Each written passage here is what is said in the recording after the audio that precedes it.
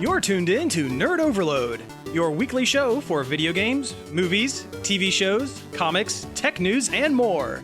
Now your hosts, Cody Pennick, Samantha Cross, Sam Dunham, and Josh Harrison. Hey everybody, welcome to Nerd Overload, the pop and geek culture show that knows the Snyder Cut won't be any better, if not worse. I'm Josh. I'm Sam. I'm Cody. And I'm Samantha. You okay, Sam? Darkness. Sam, why do you have a gradient? I'm in sepia tone. Yeah, your color grading is really bad. It's terrible.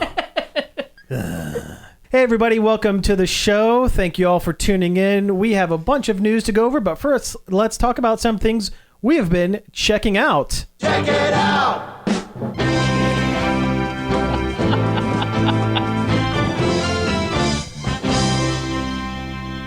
How have we not done that before?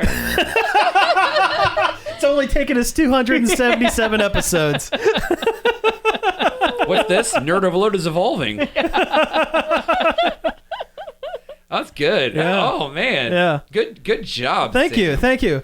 So yeah, guys, do you have anything you want to check out? Cody, anything? Any riverboat grambling? Any check 'em outs? Check it out!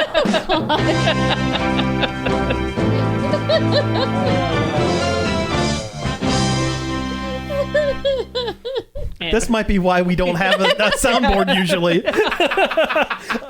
I feel powerful. Here comes Viacom's lawyers. They've got something they'd like you to check out. It's a cease and desist. Wait a minute, what did you say, Cody? No, not again.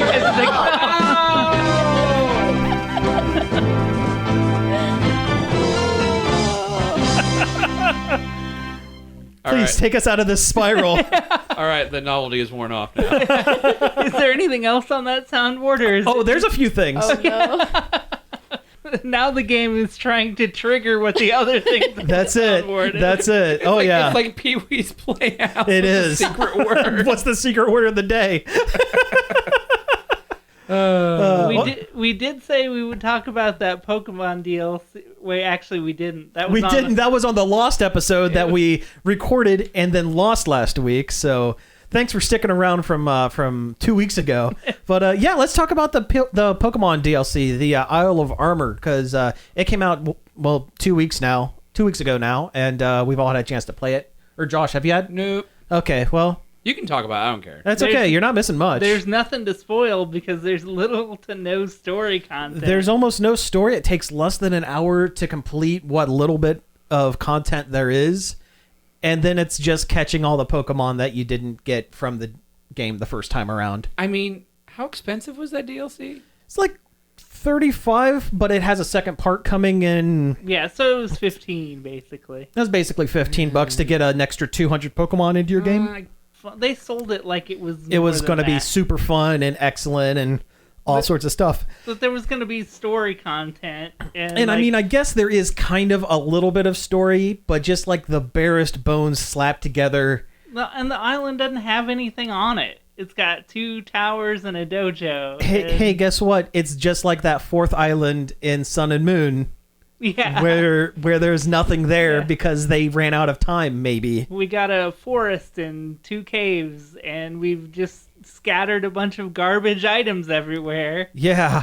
It sucks. I'm just going to go out and I'm going to say I think it sucks. It's there's a bummer. So there's a crack in the armor. Yes. Yeah, I would say so. It's a bummer that they only introduce 2 new Pokemon into the whole thing. Everything else is pre-existing ones from previous games. The only one they do is Galarian Slowpoke and Slowbro, which they already introduced a few months ago, and the mythical, the Kung Fu Bear, Kung Fu Panda. And they really push him on you. Oh, man. Oh, hey, here's your new best friend, Cub Fu. It's your new best friend. Hey, forget Pikachu, put him in the garbage.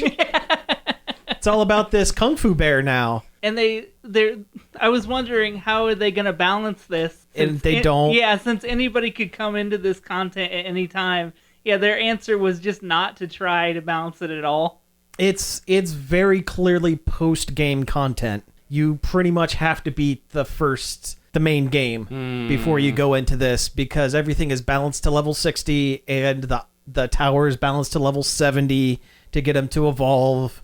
But when they give you Cub Fu, he's level 10. So I guess you just go grind mindlessly if you've already beaten the game. Pretty much, yeah. Because there's nothing else to do. There are no battles on the island other than random wild Pokemon. There are no trainers on the island itself. Other than getting this mythical, what is the point? That You can get your butt kicked by a whale lord. yeah, there's a humongous whale lord. It's like it's a size accurate in the ocean. It's like humongous. level 80. Yeah, it's beefy. Nice. I like the new character, the wannabe poison gym leader, because she is a stinky brat, and I'm here for it. Yeah, I don't even have that because I have Shield. So mine is that top hat wearing dude bro psychic, who is also a whiny brat. Who I'm almost positive they just swapped out genders in the dialogue and made them the same, because he is also a whiny brat, but it's not endearing at all for this psychic wearing a top hat. It's not endearing when you're a wannabe magician. Yeah, pretty much. Does the poison trainer tell you once you get to the island, oh, no, there's no more room at the dojo, so just go back home. Don't worry about it. Yeah. Yeah, then it's the exact same dialogue. Oh, so it's Will Arnett from Arrested Development? Yes. It's Job, yeah. They're not tricks. They're illusions, Michael. They're illusions, Michael. I want to do the rest of that joke, but you probably have to cut it. Yeah, well, yeah, unfortunately. Man, I'm kind of glad I haven't gotten it then, because it sounds kind of like meh. I wouldn't even bother unless you really liked Sword and Shield a lot. Well, yeah, I think you're safe to hold off until the second half of the DLC is released, because if that second half is good, then it might be worth it. I'm sure it's already done and it's the same thing. Oh, probably. But at least the new one has Galarian forms of pre-existing legendaries. Like it has Articuno and Zapdos and Moltres, and there's two new Reggies. There's Reggie Electric and Reggie Fils-Aimé. Reggie Pizza. Reggie Pizza, Bigfoot Pizza. And Reggie GameStop. Yeah, Reggie GameStop. Yeah. Yeah. So would you say that's an anti-check 'em out then? Yeah, I would not give it the seal of approval. Oh, I don't have the seal of approval backwards. Oh. I only have it forwards. Quick, someone, review something that's good. Have I done anything that's good? I don't know if I have. Have you been a bad boy? I have. Oh. Been a nasty boy playing John Romero's Daikatana. Oh, God. Okay, yes. Okay. Tell me all about Daikatana, because once upon a time we tried to do a couple of Let's Plays, and we got one episode into Daikatana, and it was nigh unplayable. Oh. So tell me about it. I discovered on the internet the other day that the community, the Daikatana community, which is a thing that exists. The big sword community. Yeah. Had created a patch that makes the game playable, which is a good way to put it. It's playable now. It's a move in the right direction. Yeah. Yeah. And it makes it, almost good. Like, it's a fun, like, B-movie style romp first-person shooter now. Oh, okay. Yeah. And it is so ridiculously overly ambitious. There's about, like, 6 or 7 levels of cyberpunk Japan that looks like it could last the whole game that way. But then the big bad guy uses his magic time sword to send you back to ancient Greece. Oh, and nice. suddenly the game is ancient Greece themed. All the weapons are different. The health pickups are different. The armor pickups are different items. All the bad guys are new. Wow. That does just a complete 180. Like the player characters are the same. But like it really changes a lot between the two time periods. Oh, that's interesting. That's really kind of neat. And I just remember having so much trouble targeting those bugs in the first level. Yeah, it's still hard to see the gray frogs on a brown swamp and a green flies on green swamp water. But like you could tell they were really trying to do something with it. And the NPC characters, they are still very rough. You have teammates Right. that you kind of have to guide along. You have to basically hold their hand through certain parts of the level. But they're better than they were before. And now I'm pretty sure they made them invincible because I've never seen them die. Oh, okay. Well, that's good because that's like an instant game over if they die, right? Yep. Yeah. If Superfly Johnson or Makiko Ibahara die at any point. Those are amazing names. Yeah. At any point, you would just instantly get a game over. But now they're invincible and they have better but still not great pathfinding. Like, I'd be walking along and all of a sudden it'd be like, well, where'd Makiko go? I got to backtrack to find what she got stuck on. It was the door. I had to close the door because she was stuck running into it. But it has a level up system with stats and stuff, which I never realized. Really? Oh, because interesting. I never played it long enough. Yeah, well, yeah. But yeah, if you kill enough bad guys, you get to distribute a stat point in one of your stats, and there's one that makes you attack faster, one that makes your attacks do more damage. Can you put stat points into Big Sword?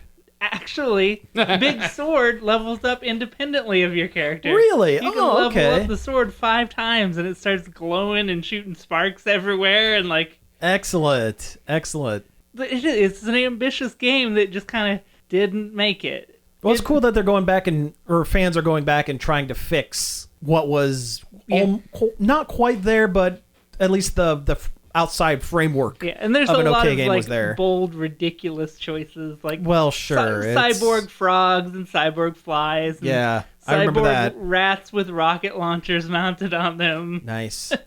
I'm just imagining like this little rat with a rocket launcher on it and just shoots back because he can't handle the force of a rocket. You get like the weapons in ancient Greece are like Poseidon's trident and like it's a death frisbee. Oh, it's like It's a it's like discus. Kroll. It's a discus. Glaive? Okay, Well, the glaive was in Kroll, but it's probably called a discus because that's what Yeah, it was it's in Greece. They gave it a name like Damascus discus or something. Mm-hmm. But just like cool stuff like that. Like Oh, right it's on. just- Does it have Kratos' Blades of Chaos? no. Well, then they failed. Well, Cody, would you say that this is a seal of approval? Would you give this the show seal of approval? Begrudgingly. Oh, okay, good. God. I mean, if you like 90s first-person shooters, this is like the last one there was. Mm-hmm. I mean, I never heard of it. It's just neat to be able to find fun in something that was so maligned. Yeah, no, that is really cool. That is cool that they've gone back and worked on it. Well, I'll tell you what, I can do my check 'em real quick. I talked about this last week. I'm going to do a truncated version of it because you guys have heard this already once. I watched the first 4 episodes of Stargirl from the CW network. The short version review of it is it's good. It's not great. It's not perfect. It has some issues. Mainly the costumes look like subpar cosplay costumes, but the story and the lore that they put into the show is good. The acting is good overall. It gives me some Once Upon a Time season 1 or Heroes vibes. Hey, Hero Season 1 was great. Hero season 1 was really good. Heroes was good up until the writer's strike on season 2, and it never recovered. But no, Stargirl, the whole deal is it's a teen superhero with her adult stepfather sidekick in a town where all of the people of power are secretly supervillains, but it's all DC Comics characters. So if you know anything about like Golden Age characters like the Icicle and the Magician, really creative names. And they actually put a hat on that. They mentioned a couple times that, oh man, these guys, they can't come up with names for anything. But it's you can kind of go through and pick out what each character is and Who they're supposed to be. It's really cool. The actress that they got to play Stargirl, she was a Nickelodeon kid for a while, I think. So the acting's there. Luke Wilson's surprisingly good, and he's in it quite a bit. I really thought that he was stunt cast for the first episode and then was going to kind of disappear. He plays the titular character's stepdad / robot driving sidekick, Stripe. I really thought he was going to disappear after the first episode and then kind of show up at the last couple episodes, because he's a big name. He's a big name. He's a movie guy. He's kind of a movie guy, but no, he's consistently has the B plot in every single episode, and it's really surprising. Also, the actress Amy Smart is in it as in a fairly big size supporting role. She was in Crank. She was in what was it? Starsky and Hutch, the Ben Stiller the one. Ben Stiller one. Yeah. So it's really good. The special effects, RCW. they're CW level. They put the smaller effects they do really well with, and when they're being creative with it, it's good. But then you get shots with Solomon Grundy, which one, deep pull from the comics, and two, he looks like a CGI test for an Avengers movie, like before they put all the shaders and detail into him, because Solomon Grundy's basically the Hulk. He's like Undead the Hulk. Yeah, he's big gray zombie Hulk. Yeah. He wants pants. He was born on a Monday. Born on a Monday. Yeah. Solomon Grundy want pants. Solomon Grundy want pants too. But no, that doesn't look great. But like some of the smaller effects, Stargirl's staff glows and basically has a mind of its own, and it has really good effects to it.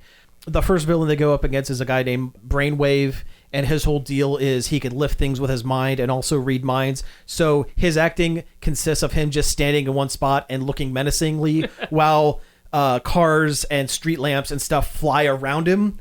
And when it's moving quick and it's all shot in the dark and there's heavy shadows on it, it looks fine. It's serviceable. It's passable. But yeah, definitely worth checking out. At this point, I think they're up to episode 6, so I'm a couple behind, and they're only doing 13 for this first season.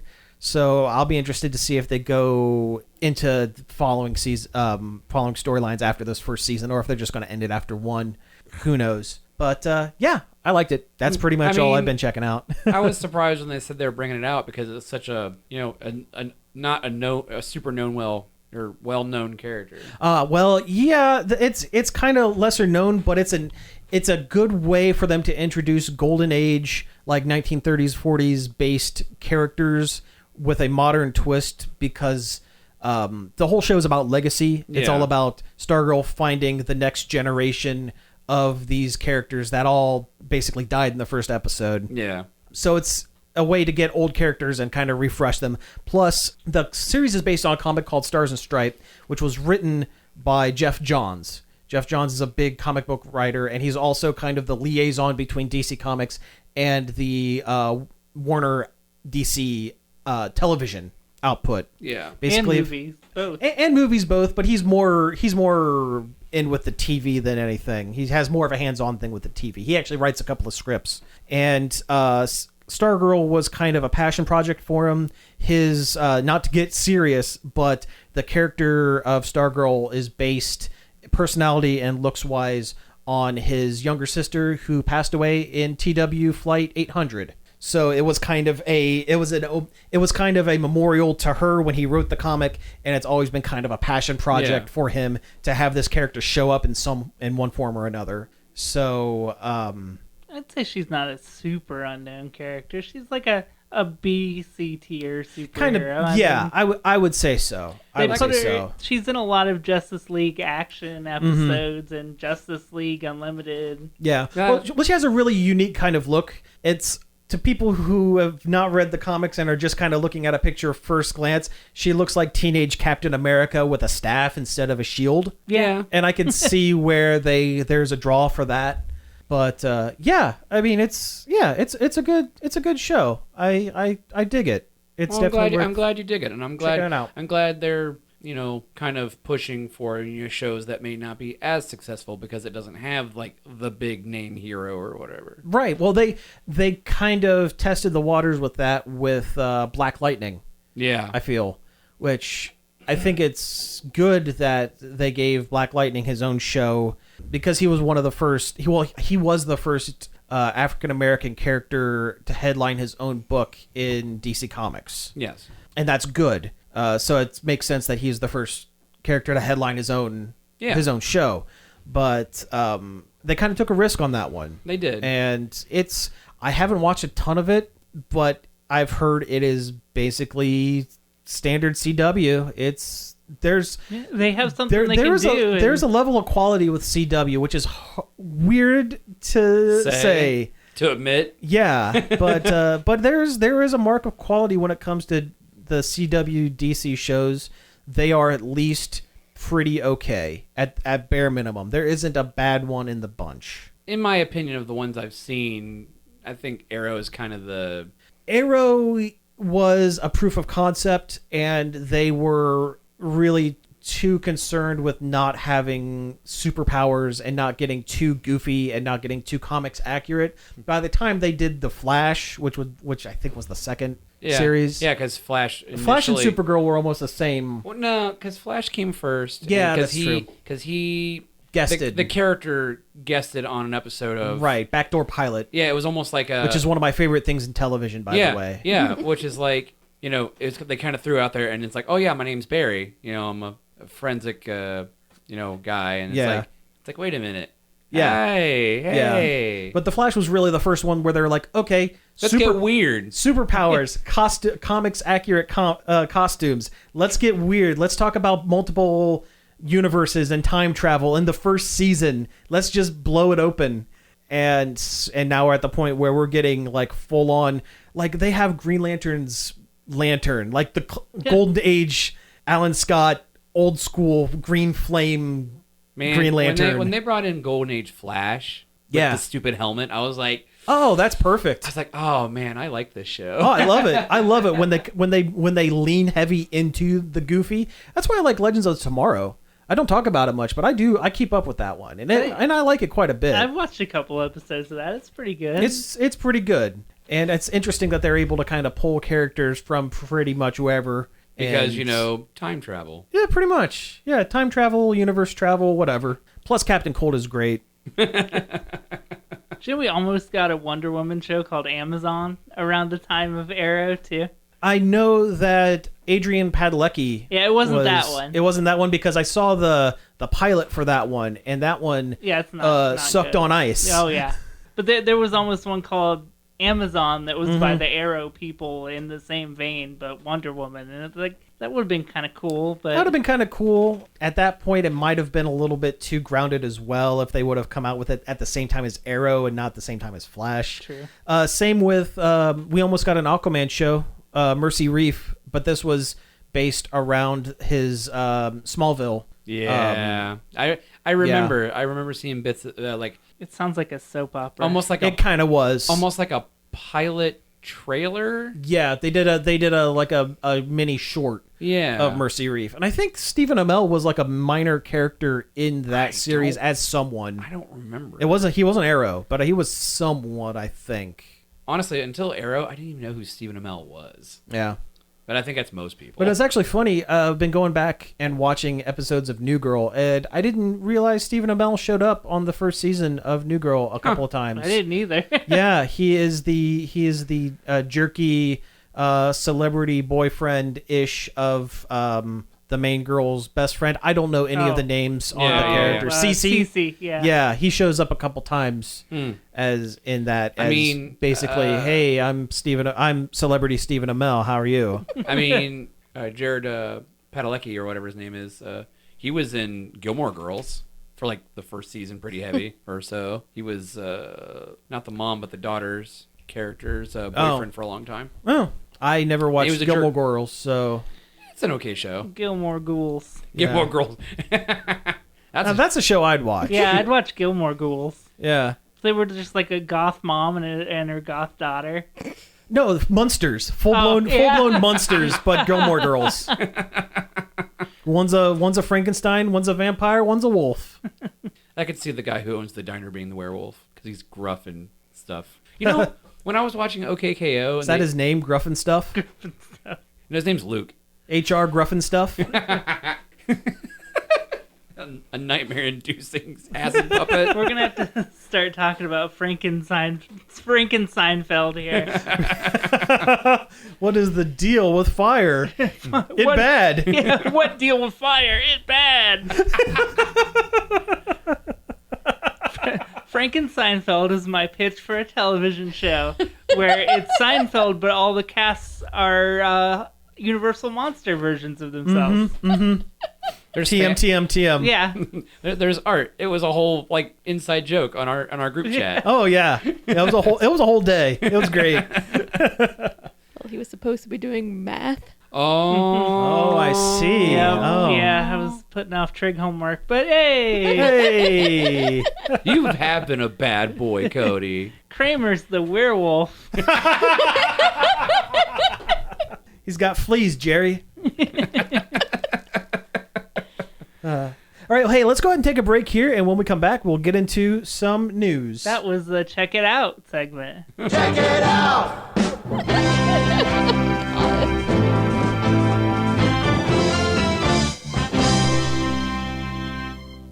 Hey, we're back. That was Polkaman by Weird Al, because we started off with a lot of Pokemon talk, and we're about to get into some more. Yeah, we're going to get into some news, right? Yes.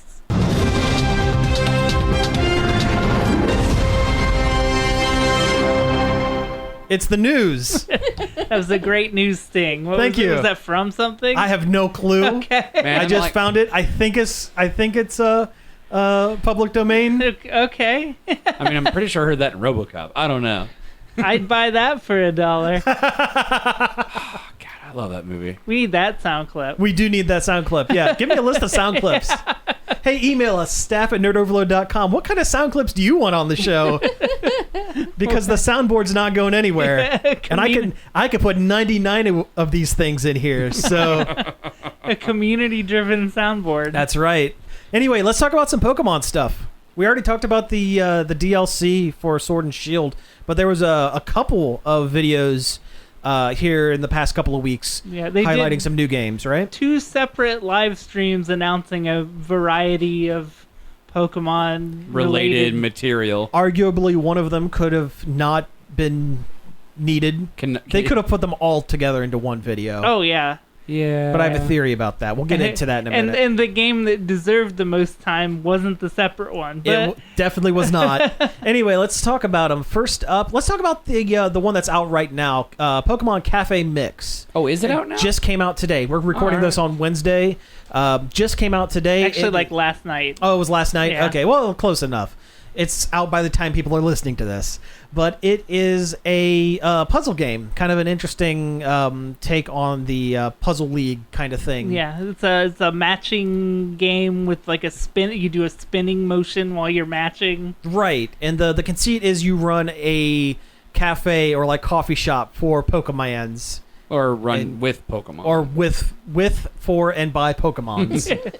And it is free to start. It's on iOS and Switch and Android, right? I'm sure it is. Yeah. But no, I haven't had a chance to try this one yet. But I mean, probably will it looks download it this cute. weekend. It looks cute. Looks fine. Samantha, you played it a little Barely. bit. Yeah, last night. 2 rounds. It's fine.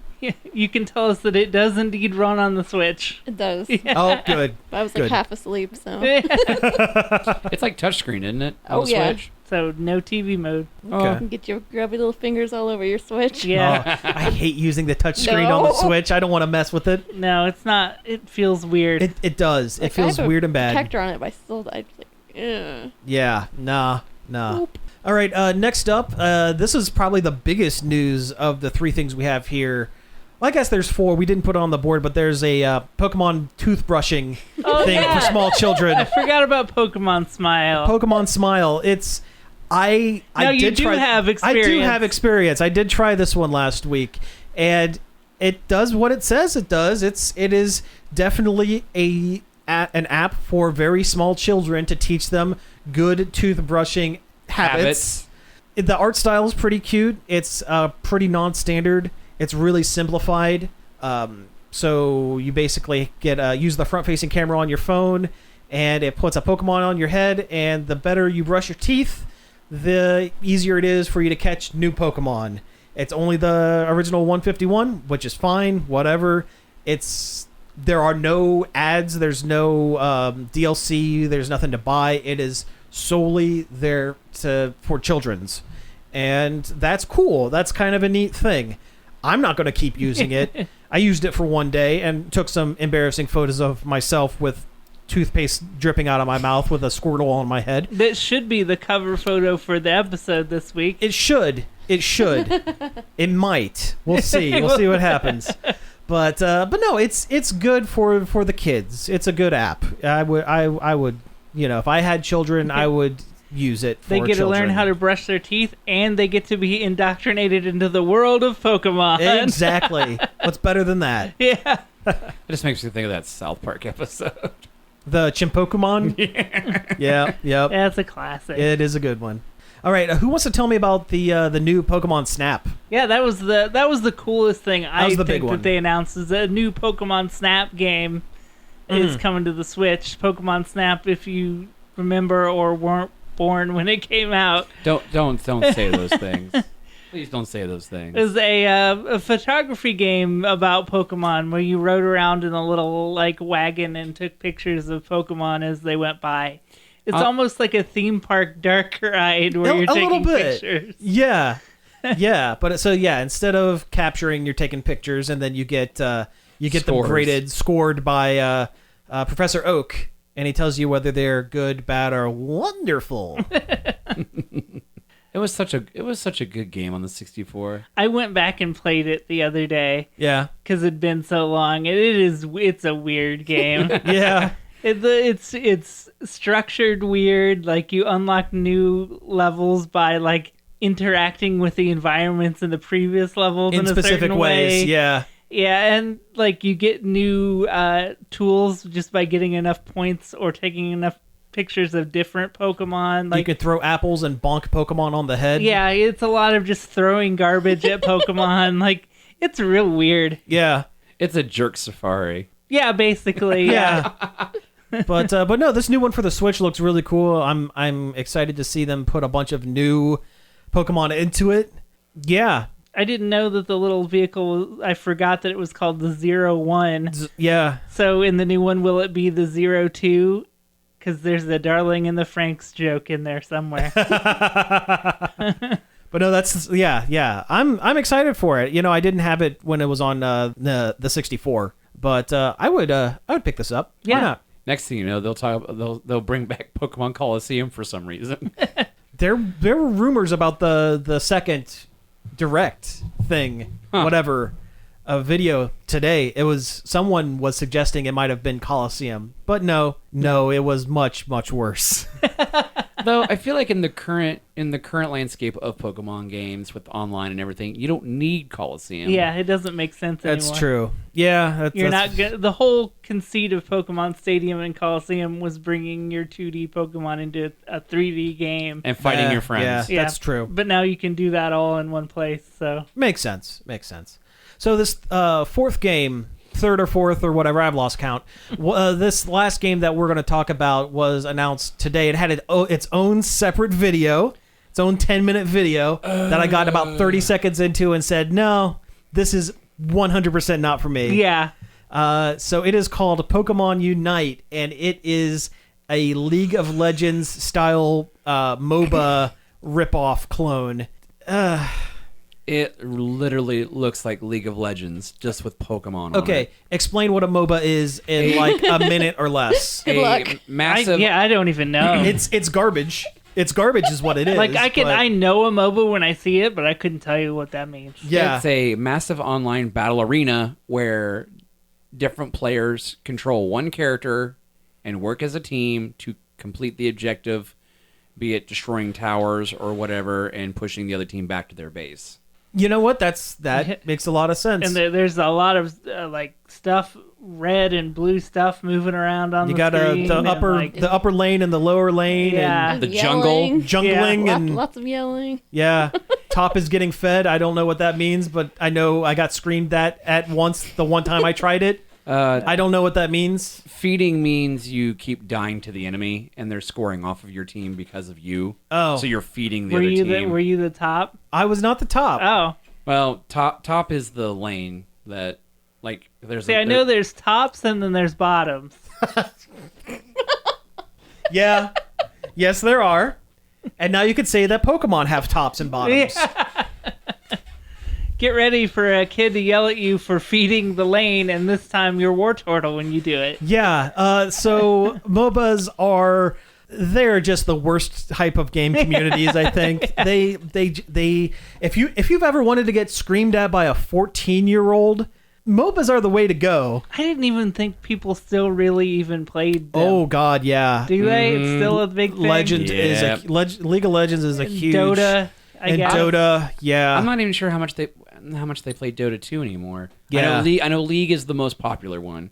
League has all these like online tournaments that make a lot of money. It's at every convention these days. There's a large PC gaming section in the back where they have League of Legends tournaments. There's a lot of characters that all look like they came from a different thing. Yeah. Yeah. Gets even worse with the random skins. Yeah, it's bad. It's bad. But so I will definitely not be trying this, even though it is free to start. But the main reason, MOBAs are not my thing. But the main reason I will not be trying it is because it is being developed primarily not by the Pokemon Company, but by a company called Tencent, which is backed by the Chinese government and own a fairly large stake in almost every game company. Almost every entertainment product. Yeah. I mean, and it's kind of gross, and I don't want to get into it too deep because I don't want to get conspiracy hat. I don't want to put on my tinfoil hat about it, but they keep buying up like stocks and stake in like everything. They own a good chunk of Blizzard. They own like 1.3% of Blizzard, but enough for them to have pretty significant sway over what Blizzard does. Yeah. I mean, anytime Blizzard does anything dumb or stupid, it's usually Tencent telling them to. Blizzard Activision. Well, they own 100% of whatever League of Legends. Riot. They own 100% of Riot? They own 100% of Riot. I know they own a big chunk of EA. They own a sizable chunk of EA. They own like 1% of Ubisoft. Yeah. I think there's an NBA team that is partially owned by Tencent. Isn't it the Suns? I don't know. Something. You're out of my wheelhouse with that one. Okay, yeah. It's kind of weird that this company that, I mean, if you go back far enough, they get their money from the Chinese government. Take that for how you will, but it's weird, and I don't want it in my Pokemans. I don't want it. I learned today that Nintendo has a 19% share in Bandai Namco. Really? Yeah. Oh, you know what? I guess that kind of makes sense because Pokemon. Oh, what was it? Pokken Tournament was Bandai Namco. Which they showed some of that at the beginning of Yeah. this. And I'm like, oh, yeah, that was a thing, and it was pretty cool, And actually. Pokken Tournament was pretty fun. There was a pretty sizable fighting game community for Pokken. They should have at one point did another one of those instead of Pokemon Unite. They should have. Unfortunately, the net code is like garbage, so you can't hardly play it online. Yep, that's Nintendo. Yeah. Well, in Japanese fighting games in general. Yeah. I read the other day that a lot of Street Fighter V players have pulled out of Evo since it's online only now. Because it's nigh unplayable Yeah. online. Yeah. It's bad news. Go home and be a family man.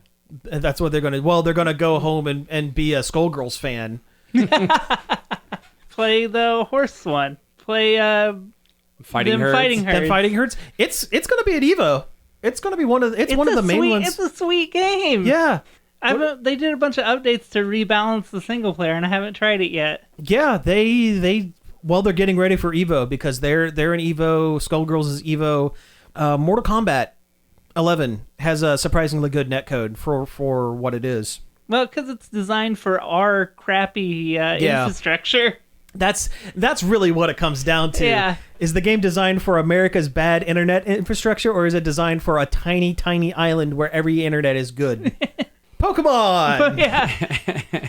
We got just a little bit political off of Pokemon there. Wow. Wow, yeah. But hey, it That's rolled life. naturally. It's the way it goes. All right, so hey, let's do some quick hits because there's some bigger stuff on here, but we want to do some quick ones. First up, Bill and Ted trailer. This was big news last week. Not so big news this week. still kind of cool. Definitely worth mentioning. The first trailer came out. I love it. I can't wait. Yeah, I'm very yeah. excited. Yep, for Bill and Ted Face the Music, the third in the Bill and Ted trilogy. Oh, yeah. Super, super stoked. Have you guys watched Bogus Journey? I have Yeah. never seen Bogus Journey. Really? Oh, Really? man. I've seen the first one. I never saw Bogus Journey. Man, the Reaper's like one of my favorite characters. The Reaper's great. I hope they don't bring back Station. Station! Bogus Journey's weird. It is like, weird. It is Like, Bill and Ted get killed. Yeah. And they go to the afterlife. they go to hell. They go to heaven. They do a whole Dante's meet an Inferno. Yeah, they do a Seventh Seal thing. Cody, I think you'd really like Bogus Journey. It's goofy. It'd make a great. No, I haven't seen that, but now that I've said that, we'll probably never do it. Yeah. Yep. All right. So next up, the guy who's been running the Sonic the Hedgehog Twitter is going to be moving on to greener pastures. The Sonic the Hedgehog Twitter has been kind of awesome the last handful of years. They've been very self-aware, but kind of subversive a little bit. He's stopped running tweets past Sega of Japan and just decided to just kind of run it like his own personal Twitter, where he was kind of pretending to be Sonic. And it was a lot of fun, and I really kind of mark a lot of the resurgence of Sonic to that Twitter account. And like all the jokes in the Sonic the Hedgehog movie. In the Sonic movie and Sonic Boom. There's actually a Sonic Boom is the show, the cartoon. It's very funny. It's really funny and really self-aware. It's surprisingly good. There's a lot of good jokes in there. If you just look up like a supercut of all the good jokes in it, like it's worth like the time. I saw the one where like Knuckles actually has like a really like on point kind of moment where he talks about something and they all just kind of look at him and goes, "What? I'm not just a meathead." Yeah. Oh no, it's really good, and they break the fourth wall quite a bit. But no, they have some new folks running the Twitter, and they've been doing a pretty good job, kind of keeping it online. But we'll see where that goes. If its soul is still there. Mm-hmm. Yeah. There's a new unscripted Muppets show coming to Disney Plus. Yeah, like a trailer just dropped for it today, and it doesn't really explain much. The joke of the trailer is that their new lawyer Muppet that's a beaver, he's a legal beaver, is not letting them say a lot about it. But should have been Sam the Eagle. Yeah, the legal eagle. That would have been a better joke, and Kermit didn't sound right. No, he doesn't. I don't think Brian Henson is doing the voice now. Oh, I think no. It's literally the guy that voiced Constantine in Muppets Most Wanted. Where the joke was he couldn't do a good Kermit the Frog impression. Oh, yeah. That guy is Kermit now. And he can't do a good Kermit impression. No. That sucks. Because they fired Steve Whitmore for no good reason. Yeah. But no, it's I'll give it a shot because it's the Muppets. I love the Muppets. You gotta give it a shot. I mean, we gave the last one a shot.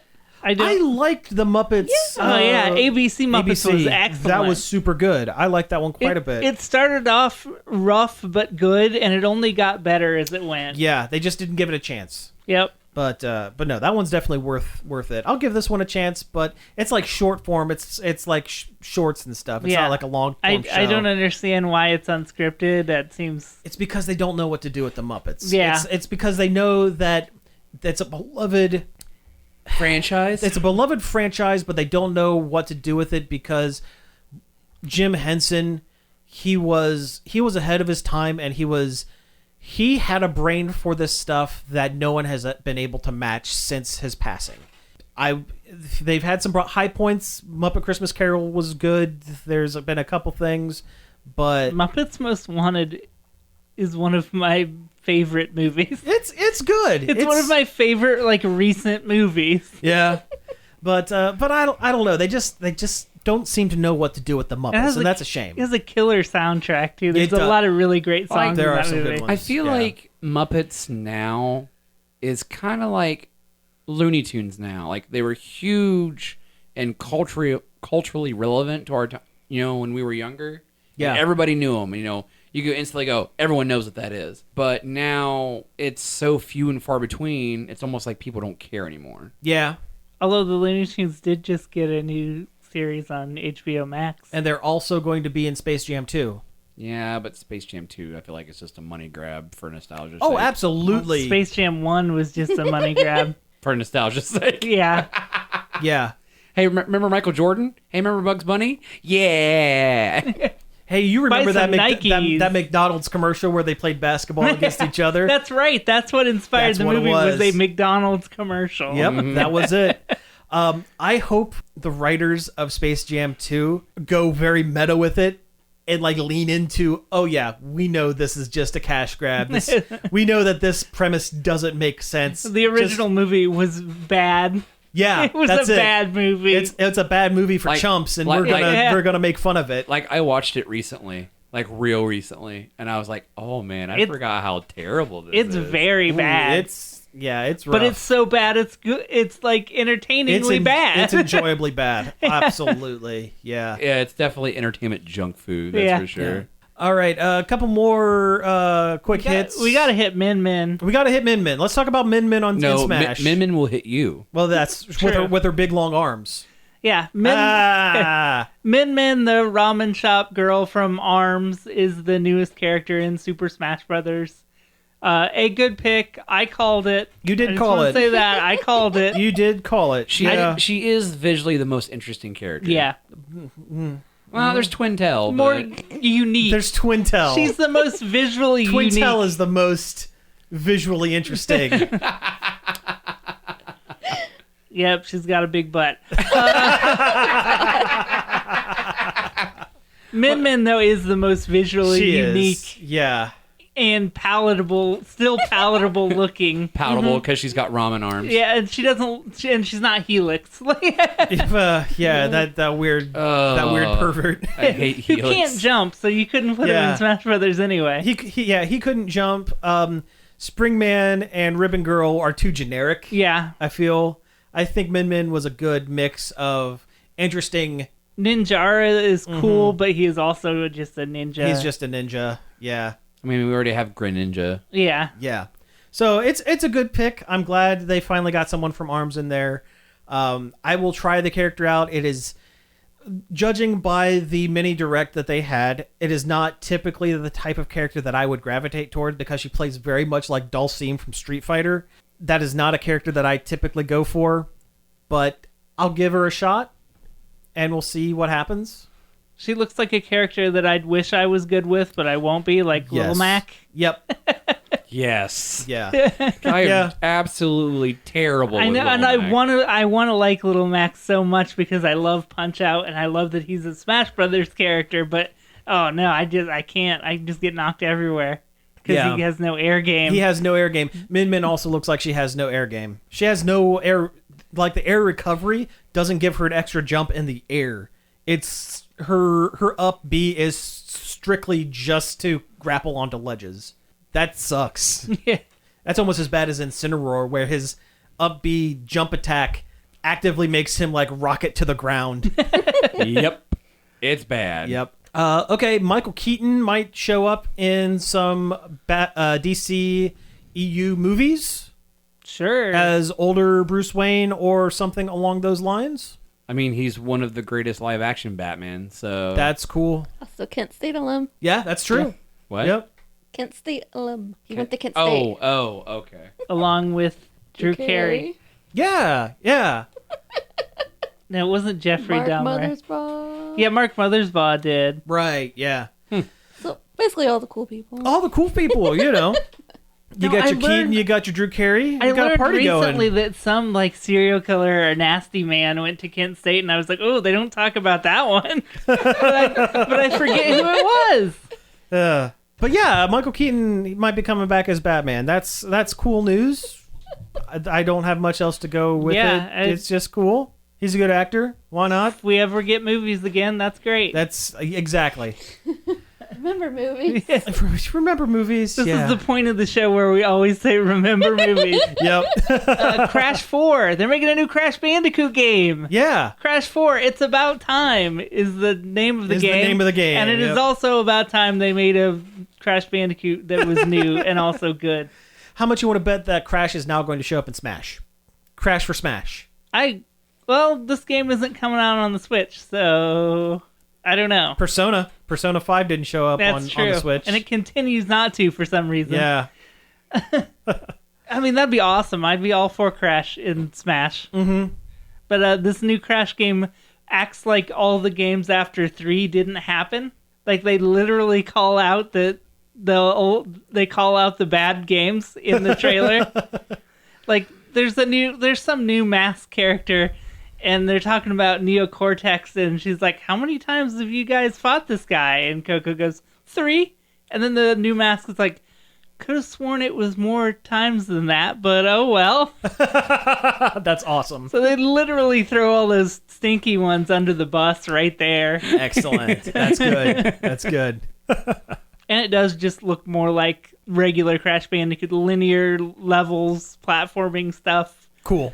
No open world shenanigans. Oh, awesome. They had an interview. It was Geoff Keighley. Ah, yes, And- the Dorito Pope. Yeah, and the guy at Toys for Bob, the company that is making it. And Keighley said something about open world, and I'm like, oh god, I hope not. That sounds awful. That does not sound good. And then the guy working on the game was like, no, it's linear. It's like the other games. Good. Well, that's awesome. Yeah, the guy really seemed to understand what made those games good. So, it seems like they've got the right idea. Awesome.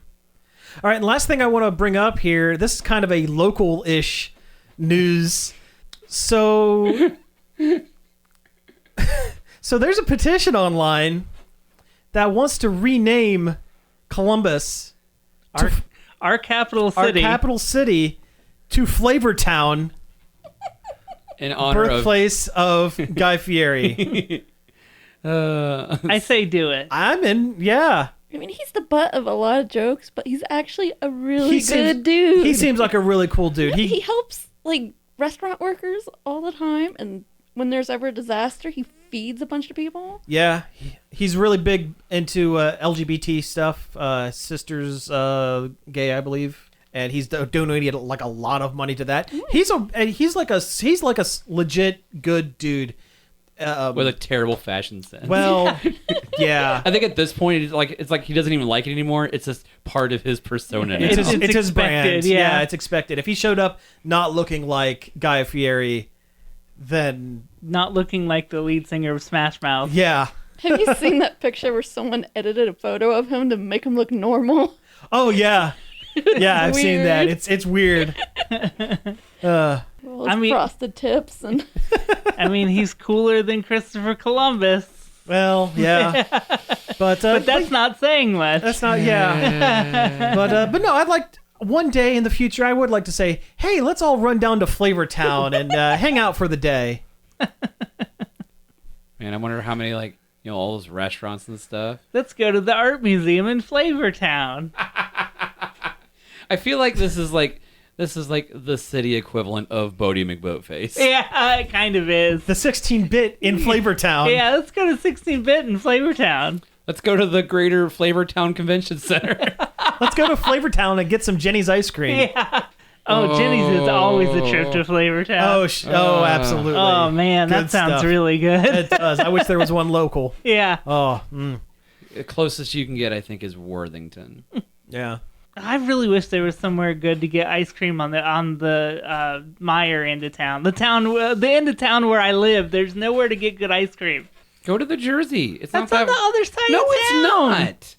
No, It's it's very not. far away. No, it is not. I gotta get on the highway. No, you I gotta don't. turn left at the speedway. No, you don't.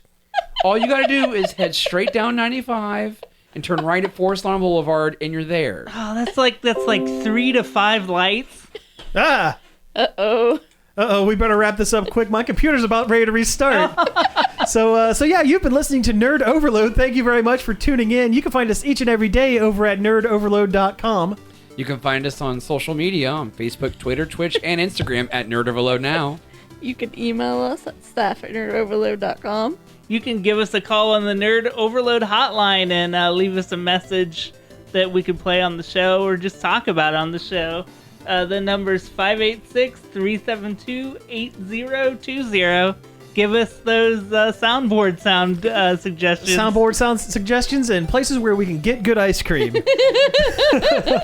You can also find us on various podcast apps like Apple Podcasts, Spotify, Stitcher, Google Play, and more. And lastly, I'd like to thank David Pencil for the use of our intro and outro. You can find more of his stuff over at davidpencil.com. So again, thank you all for tuning in, and we will be back next week. No fart sound suggestions, though. We don't need that. No.